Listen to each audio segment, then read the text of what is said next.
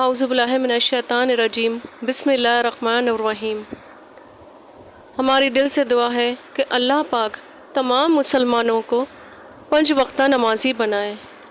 یا اللہ پاک سب کے صغیرہ اور کبیرہ گناہوں کو اپنے فضل سے معاف کر دے۔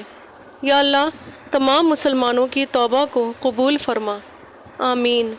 یا اللہ پاک کسی کا محتاج نہیں کرنا، صرف اپنا محتاج رکھنا۔ یا اللہ پاک تمام اولادوں کو نیک بنانا، والدین کا فرما بردار بنانا، دین پہ چلنے والا بنانا اور کثرت سے درود پاک پڑھنے والا بنانا، آمین ثم آمین۔ حضرت عبداللہ بن عمر رضی اللہ تعالیٰ عنہ نبی کریم صلی اللہ علیہ وآلہ وسلم کا ارشاد نقل کرتے ہیں کہ اسلام کی بنیاد 5 ستونوں پر ہے۔ سب سے اول کلمہ، اللہ کی گواہی دینا، یعنی اس بات کا اقرار کرنا کہ اللہ کے سوا کوئی معبود نہیں اور محمد صلی اللہ علیہ وآلہ وسلم اس کے بندے اور رسول ہیں۔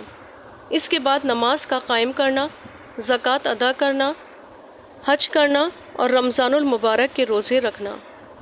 یہ 5 چیزیں ایمان کے بڑے اصول اور اہم ارکان ہیں۔ نبی کریم صلی اللہ علیہ وآلہ وسلم نے اس پاک حدیث میں بطور مثال کے اسلام کو ایک خیمے کے ساتھ تشبیہ دی ہے جو 5 ستونوں پر قائم ہوتا ہے۔ پس کلمہ شہادت خیمے کی درمیانی لکڑی کی طرح ہے اور بقیہ چاروں ارکان بمنزلہ ان 4 ستونوں کے ہیں جو چاروں کونوں پر ہوں۔ حضرت عبداللہ بن مسعود رضی اللہ تعالیٰ عنہ کہتے ہیں کہ میں نے نبی پاک صلی اللہ علیہ وآلہ وسلم سے دریافت کیا کہ اللہ تعالیٰ کے ہاں سب سے زیادہ محبوب عمل کون سا ہے؟ ارشاد فرمایا کہ نماز۔ میں نے عرض کیا کہ اس کے بعد کیا ہے؟ ارشاد فرمایا کہ والدین کے ساتھ حسن سلوک۔ میں نے عرض کیا اس کے بعد کون سا ہے؟ ارشاد فرمایا جہاد۔ حضرت ابو ذر رضی اللہ تعالیٰ عنہ فرماتے ہیں کہ ایک مرتبہ نبی کریم صلی اللہ علیہ وآلہ وسلم سردی کے موسم میں باہر تشریف لائے اور پتے درختوں پہ سے گر رہے تھے۔ آپ صلی اللہ علیہ وآلہ وسلم نے ایک درخت کی ٹہنی ہاتھ میں لی، اس کے پتے اور بھی گرنے لگے۔ آپ صلی اللہ علیہ وآلہ وسلم نے فرمایا، اے ابو ذر، مسلمان بندہ جب اخلاص کے ساتھ اللہ کے لیے نماز پڑھتا ہے تو اس سے اس کے گناہ ایسے ہی گرتے ہیں جیسے یہ پتے درخت سے گر رہے ہیں، سبحان اللہ۔ ابو عثمان رضی اللہ تعالیٰ عنہ کہتے ہیں کہ میں نے حضرت سلمان رضی اللہ تعالیٰ عنہ کے ساتھ ایک درخت کے نیچے تھا۔ انہوں نے اس درخت کی ایک خشک ٹہنی پکڑ کر اس کو حرکت دی جس سے اس کے پتے گر گئے۔ پھر مجھ سے کہنے لگے کہ ابو عثمان، تم نے مجھ سے یہ نہ پوچھا کہ میں نے یہ کیوں کیا؟ میں نے کہا بتا دیجئے کیوں کیا؟ انہوں نے کہا کہ میں ایک دفعہ نبی کریم صلی اللہ علیہ وآلہ وسلم کے ساتھ ایک درخت کے نیچے تھا۔ آپ صلی اللہ علیہ وآلہ وسلم نے بھی درخت کی ایک خشک ٹہنی پکڑ کر اسی طرح کیا تھا جس سے اس کے ٹہنی کے پتے جھڑ گئے تھے۔ پھر نبی پاک صلی اللہ علیہ وآلہ وسلم نے ارشاد فرمایا کہ سلمان، پوچھتے نہیں کہ میں نے اس طرح کیوں کیا؟ میں نے عرض کیا کہ بتا دیجئے کیوں کیا؟ آپ صلی اللہ علیہ وآلہ وسلم نے ارشاد فرمایا کہ جب مسلمان اچھی طرح سے وضو کرتا ہے پھر 5 نمازیں پڑھتا ہے تو اس کی خطائیں اس سے ایسی ہی گر جاتی ہیں جیسے یہ پتے گرتے ہیں۔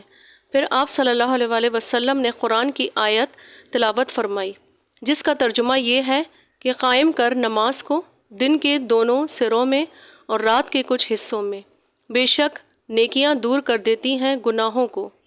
یہ نصیحت ہے نصیحت ماننے والوں کے لیے، سبحان اللہ۔